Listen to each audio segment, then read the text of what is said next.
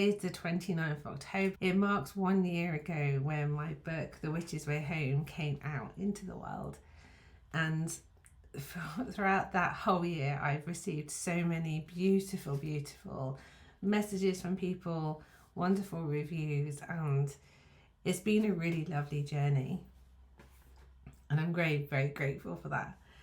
But today also marks something I've been working on for the last couple of years, which is the Witch's Way Home Oracle deck, which goes alongside this book in a hold that up upside down. The Witch's Way Home Oracle deck. This is really something that was an absolute pleasure to be asked to do, and it's been such an incredible journey through working on every single message and guidance for each of the cards. I literally had to meditate and channel for an hour for each one. So it was a very long process to actually then find the right illustrator that I felt had the right style for me. And we found a beautiful illustrator who I'll tag below. She literally saw my mood board and just completely got me. So it was a beautiful relationship. And together with my publisher, Hay House, we made this incredible deck. And as a witch, I work with many oracle decks and tarot decks. And my mum was a well-known tarot reader, and she had her own deck called the Hesychos Tarot. I've never actually seen a deck like this, so I really am very proud of this deck, and to actually launch it today is very, very surreal for me. And it's weird because the last, I think it's been 3 years, just over 3 years, I have been working on, I've published 2 books and now the Oracle deck, and also running my own business and holding space to guide mainly women to return home to themselves. It's busy, it's a busy lifestyle, but I really, really do love what I do, and I feel very grateful that I get to do this as a job. So I guess as we're moving forward to Samhain, it has got me to think about things that I've achieved, things that maybe I'm holding myself back on. To be honest, I find doing social media or content where I'm showing myself, I find that very scary because I've got a background as an editorial photographer. So I'm used to photographing people, but when it comes to myself, I like to be the person behind the camera.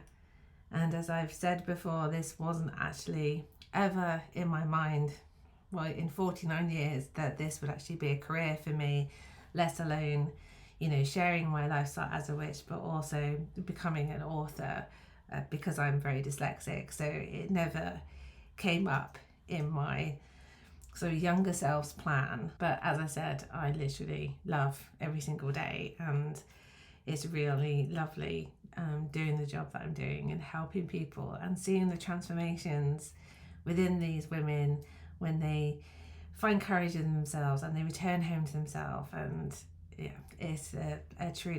it's a blessing. So I will be making more videos. I am going to be stepping into the field, especially next year.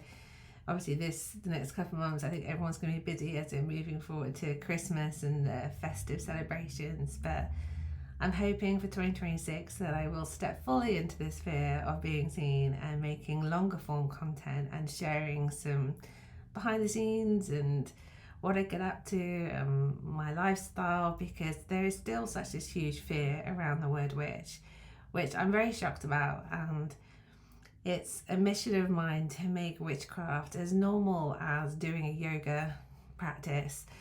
Being a witch isn't anything scary. I don't do anything awful. I'm just working with the seasons and the world around me and within me. And it just means that I am a wise woman and I know myself. But to be honest, it's taken me 49 years to get to the point of I know who I am and I actually like who I am. So lately I've just been trying to get outside as much as possible because where I live in Cornwall, I absolutely love how the world outside is changing and the colours and the trees and nature. And every time I'm walking my little dog Walter out in nature, all the leaves are like falling in front of me. And it gives you this nudge of, well, maybe there's something that I need to let go within me. You know, what's holding me back? Where do I feel stuck? What's the same old stories that maybe is repeating that aren't really my story to hold? You know, things like that.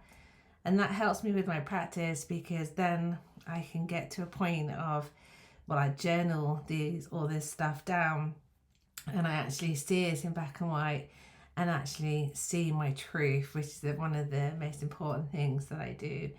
And then I get to release those into the element of fire or water. But then it also makes me have this excited, like childlike kind of energy of, what am I calling in? What do I wish for? What's my desires? What do I dream of bringing into my life? And autumn readers help me to do that. So as I leave you with this little video, I really hope that you can have a look at this deck on my website, see if it calls to you, because the pre-orders are now available. It's opened up today, and I have got some lovely free bonuses as well if you pre-order through my website.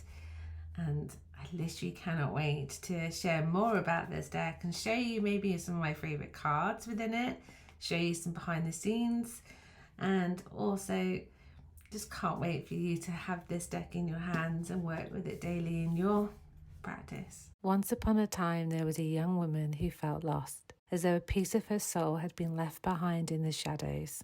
One day she stumbled upon a book, The Witch's Way Home. Its pages whispered forgotten wisdom, weaving spells of remembrance and awakening. Each word guided her deeper, not just into the magic of the world around her, but into the power that had always lived within her. But still she craved more. Then, as if summoned by her longing, another treasure appeared, the Witch's Way Home Oracle deck. With each card she drew, new layers of her soul unfolded, whispers from her ancestors, messages from the elements. The book had shown her the way. The Oracle deck taught her to trust the journey.